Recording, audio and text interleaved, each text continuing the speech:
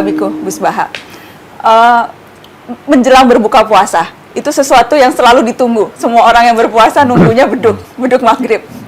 Ada tidak sesuatu selain tentunya berdoa, kemudian juga sunatnya makan korma dan sebagainya, tapi apa yang bisa kita lakukan pada saat menjelang dan pada saat berbuka puasa yang bisa memaksimalkan ibadah kita dan menambah pahala kita?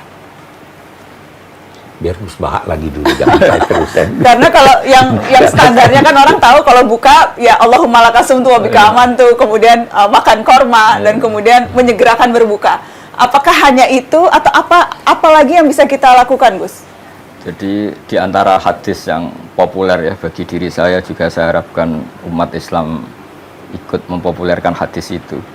Sebetulnya tahapan ibadah satu ke yang lain itu kata Rasulullah, kata beliau, wahai orang Islam, absyiru, kamu harus senang, harus bangga. Inna wa ta'ala qad yubahi bikum malaikatah, Allah sekarang baru membangga-banggakan kalian kepada malaikat-malaikatnya. Yaitu kalian setelah melakukan satu fardu, kewajiban menunggu fardu yang lain. Jadi misalnya terhitung niat, saya misalnya habis sholat subuh, di mata Allah, di pandangan malaikat, ini Baha sudah melakukan sholat subuh, hidupnya untuk menunggu duhur, duhur untuk menunggu asar. Jadi status kita ini selalu demi kewajibannya Allah. Beda dengan kita misalnya orang kapitalistik kan, dari satu mapan ingin mapan lagi, lebih mapan lagi, sehingga kita sangat materialistik. Nah ini hamba-hamba Allah pilihan ini dari satu fardu, addu faridotan wantadhiru ukhra, dari satu fardu menunggu yang lain. Sehingga saya berharap kalau ngajarin anak-anak saya, bagi yang suka makan silahkan tetap suka makan.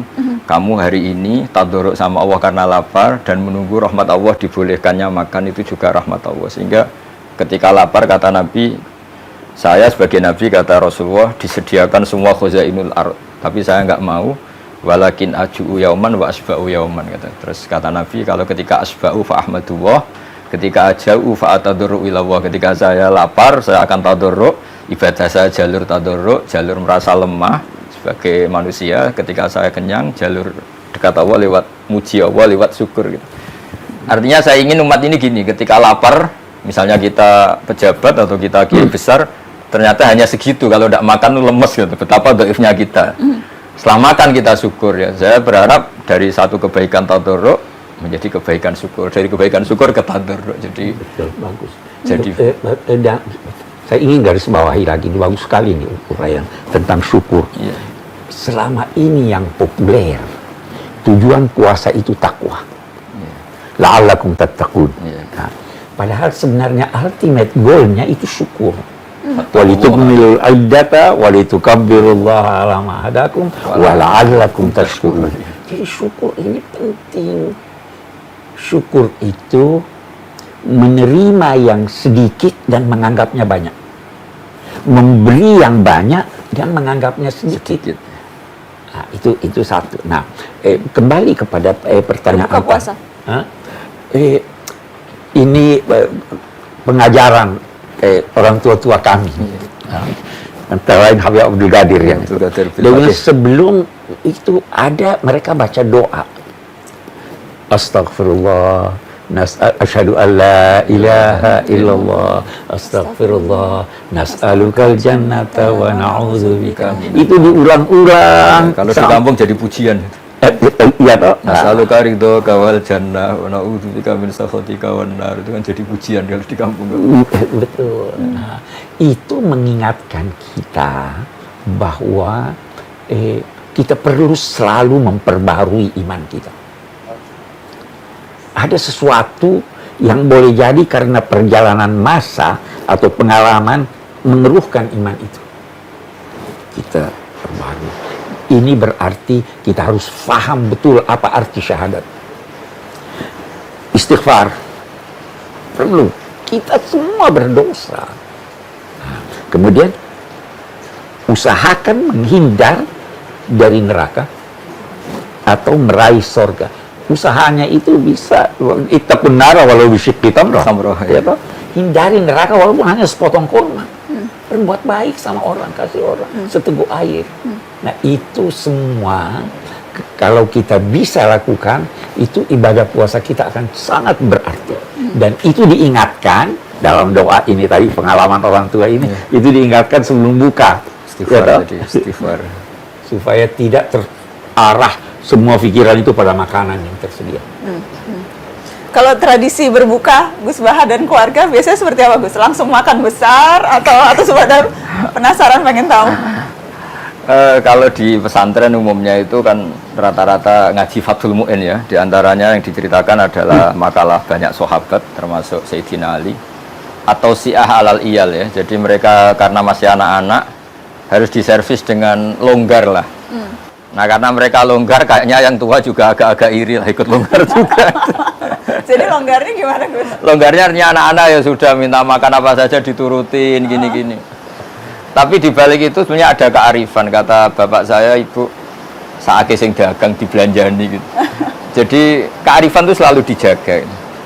Saya punya cerita di kitab Bukhari, itu bagus sekali menurut saya. Suatu saat Nabi Ayub, kalau di Bukhari ini Nabi Ayub, dia setelah dihukum dan menjadi kaya raya lagi, kemudian dia melihat ada belalang dari emas, beliau ngambil banyak sekali.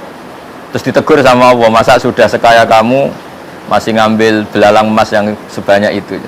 Terus kata beliau menjawab, wa may yashba'u mir rahmatik, siapa sih ya Allah yang bisa kenyang dari rahmatmu gitu. Jadi artinya tradisi Mbah Mun, bapak saya, semua orang-orang soleh itu ketika longgar beberapa menu makanan tuh wong Allah sugih ora ngarah bangkrut gitu. Wong Allah apiane gak apa-apa dinikmati itu. Jadi apa ya, orang-orang soleh itu pilihan apapun tuh kembali kepada Allah Subhanahu wa taala itu. Sehingga jadi nyaman gitu ya, seperti Rasulullah tadi ketika lapar fa'atadarru ilallah, saya tadarru, saya merasa lemah. Terus ketika saya kenyang fa'ahmadullah, saya akan muji Allah. Jadi enak semua. Terus yang paling penting dalam ilmu ushul fikih itu ada kenikmatan bersama yang tidak maksiat, itu yang paling penting. Jadi kiai-kiai kita ini kan tahu bahwa dunia ini banyak maksiat, sehingga untuk orang senang saja harus maksiat. Nah ini perlawanan besar dari para kiai itu, waladzatun fi ghairi muharramin. Semua umatnya ini dilatih menikmati sesuatu yang tidak diharamkan Allah. Itu perlawanan terbesar, sehingga kiai-kiai itu longgar sekali, jagongan longgar, gojlok-gojlokan longgar, guyon longgar, semuanya ini terhadap, karena manusia ini potensi maksiat. Satu-satunya cara itu supaya mereka nyaman dengan taat tadi. Qul bi fadlillah bi rahmati fa bidzalika falyafrahu. Diharapkan kalau sudah menikmati taat ini enggak nyari kenikmatan lewat jalur maksiat. Di sini hebatnya Rasulullah ngajarin kita wa qurratu aini fis shalat. Senang ketemu ulama, ketemu habib, ketemu orang-orang soleh. Sehingga ada tradisi. Alhamdulillah ketemu Pak Quraisy, ketemu Mbah Maimun, ketemu. Ketika orang lain mungkin masih senangnya kalau ketemu hal-hal yang dilarang Allah. Jadi ketika longgar itu filosofinya guru-guru kita, orang tua kita seperti itu. Jadi bukan longgar untuk israf, tapi longgar untuk nikmati sesuatu yang tidak haram. Dan sebenarnya itulah yang dimaksud kalau berbuka orang itu ada farhah, kegembiraan. Orang buka itu gembira, bukan karena makanan yang tersedia. Tapi itu kalau di psikologi itu Abi pernah baca, itu karena dia berhasil mengendalikan nafsunya. Ya, betul, ya. Jadi dia sukses melewati itu ya. Nah, sukses melewati itu. Nah, itu yang kita ini ada seorang ulama di Mesir, filosof sekaligus ulama, punya banyak buku.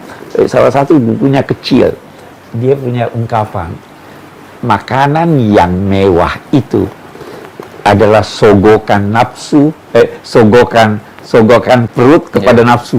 Jadi kita disogok katanya. Sebenarnya dia ingin katakan jangan melihat pada makanan, tapi melihat ada kegembiraan. Boleh jadi itu sebabnya ya, kegembiraan itu kita bersama keluarga makan bersama, buka bersama dengan orang, itu gembiranya. Artinya gembira tidak perlu maksiat tuh yang mahal itu. Ya, kita gembira tanpa maksiat. Itu mahal betul itu. Ya. Mahal sekali. Iya. Saya ingat Gus Baha juga sempat bilang lauk terenak lapar gitu ya. Iya, Gus. betul, ya. Dan puasanya orang kaya itu lebih berat dari puasanya orang miskin. Iya, betul. Jadi ceritanya gini. Bapak itu pernah ditamuanin orang miskin, cerita, puasanya orang miskin itu berat sekali, harus tetap kerja, mencangkul, gini-gini. Dia kalau puasanya orang kaya enak, tidur di rumah, sambil santai-santai di rumah baca Quran. Terus Bapak cerita, ini kisah nyata. Kamu gak pernah jadi orang kaya katanya. Puasanya orang kaya lebih berat. pagi-pagi ninggalkan makan pecel, siang sedikit rawon, nanti agak sore ninggalkan sate. Jadi yang ditinggalkan banyak. Kalau kamu kan biasa meninggalkan makan. Si miskin ini akhirnya tertawa. Ya sudah ya, sama saja ternyata.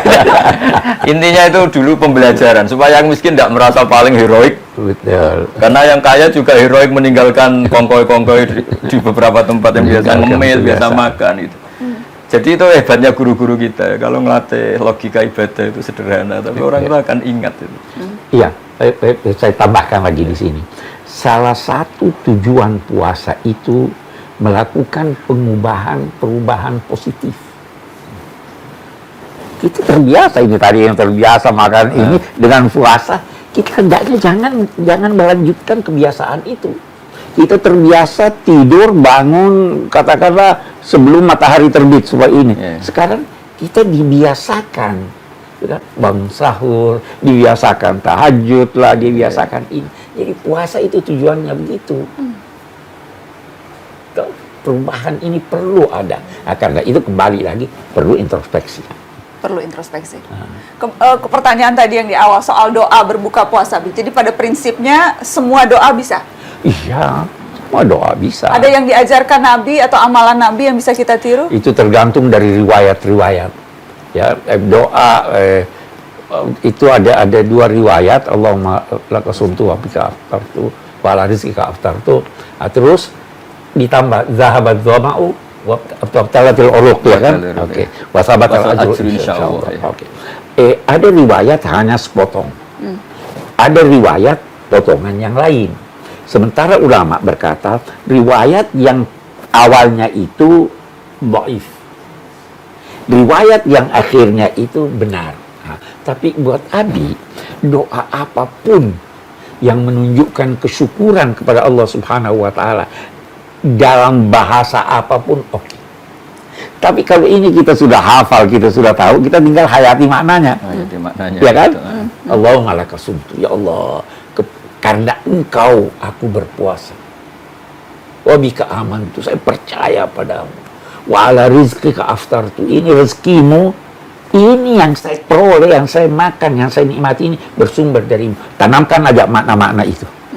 Seperti yang Gus Baha bilang, menghayati doa berbuka puasa kita bisa jadi wali. Iya betul. Iya. Bagaimana jadi caranya jadi wali Jadi, dengan menghayati doa berbuka puasa, Gus Baha? Saya itu kan sering ya menghafalkan beberapa lafaz hadis. Di antara hadis populer yang saya hafalkan dan itu sahih di Muslim, Inna wa ta'ala la yardu 'anil abdi idza akalal aklata fayahmadahu 'alaiha aw yashraba syarbata fayahmadahu 'alaiha. Itu kalau dalam bahasa Arab, inna itu sesungguhnya, pakai lam lagi, la yardu. Sesungguhnya Allah sangat ridho terhadap hambanya ketika makan satu asupan atau satu suapan dia bertahmid, minum satu kegukan dia bertahmid. Dan itu cara paling mudah, memang makanan pertama iftar itu pas berbuka itu. Nah, kalau orang diridhani Allah itu kan sudah di atas wali itu, karena Allah ridho itu kan sangat tinggi sekali, makom tertinggi seorang hamba kan radhiyallahu anhum wa radu anhu beberapa. Nah, makanya saya tadi bilang sebetulnya tradisi guru-guru kita di kampung itu malah kalau iftar itu ya biasa aja, longgar, bukan karena apa ya. Kok anak-anak puasa kok dibatasin, nanti ganggu syukurnya. Jadi kalau perasaan kita seperti itu, ganggu syukurnya, makanya ngikuti Fathul Mu'in tadi atau si'ah alal iyal, ya yang longgar saja, meskipun tentu tidak berlebihan. Karena takutnya nanti suasana keluarga, karena jangan ini, sholat dulu gini. Kalau dalam guyonan kiai-kiai, nanti kamu sholat demi menyenangkan makan, mendingan menyenangkan makan demi sholat. Itu ada ilmunya, kata Nabi kan gitu. Ketika makanan sudah disiapkan, kamu makan dulu baru sholat, supaya sholatnya biarin karena sudah makan, jangan dibalik. Sholat dulu biar makannya enak. Ini kan berarti sholat. Jadi guru-guru kita meskipun guyon tapi filosofi itu luar biasa. Betul. Jadi enggak, ya sudahlah kayak umumnya orang saja, enggak usah terlalu berdele-dele. Jadi ketika saya sering ceramah lah atau ngaji bilang makan bisa jadi wali itu di sini. Apalagi darinya Rasulullah SAW. Dulu Nabi makan itu satu cara untuk nafsi rububiyah. Sehingga di sebagian ayat Nabi disifati wa ma arsalna qablaka minal mursalin illa innahum la yaquluna ta'am. Tapi ini bukan sekedar makan, karena Nabi Muhammad jadi nabi setelah Nabi Isa, karena terlalu sempurna dianggap Tuhan. Makanya Nabi menunjukkan kalau nggak makan itu lapar, beliau makan untuk memaklumatkan saya ini manusia, tidak Tuhan. Nah kalau kita dengan puasa jadi begitu, puasa katanya presiden, katanya menteri, katanya ulama besar, tidak makan ternyata loyo, betapa lemahnya saya, ini kan bagus untuk Betul. tadarruk tadi. Iya. Nah nilai-nilai itu yang menjadikan ini super tadi ya. Ketika lapar ya ibadahnya super, tadarruk. Ketika makan juga super karena tahmid tadi. Ya, kita berharap